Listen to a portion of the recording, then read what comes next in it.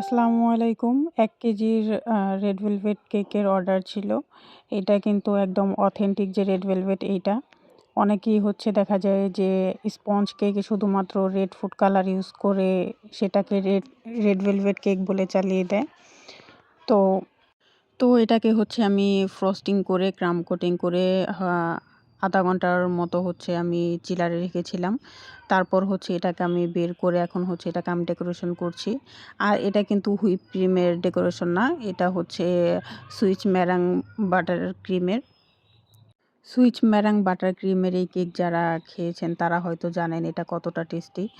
তো ক্রিমটাকে আমি ফিনিশিং করে নিয়েছি। এখন রেড ভেলভেট কেকের যে গুঁড়ো আছে ওই গুঁড়োটা দিয়ে এইখানে আমি নিচে বর্ডার টাইপের করে নিচ্ছি। এটা দিলে কেকটা দেখতে একটু বেশি সুন্দর লাগে।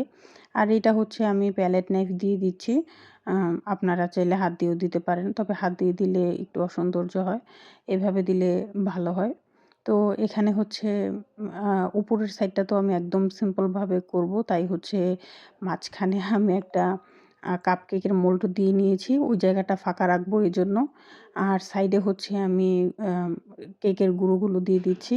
এটা চালনি দিয়ে করলে খুব ভালো হয়। তবে আমি হাতের কাছে চালনি পাচ্ছিলাম না। তাই হাত দিয়েই দিচ্ছিলাম। তো এটাকে একদম সিম্পল দেখা যায়। তো এর জন্য আমি কিছু আর্টিফিশিয়াল ফুল আর কিছু টপার দিয়ে দিচ্ছি। এ টপার দেওয়াতে এখন একটু দেখতে বেশি সুন্দর লাগছে। তো ভাইয়া আমাকে যেটা লিখতে বলেছিল আমি সেটা চকলেট গানাশ দিয়ে লিখে নিয়েছি।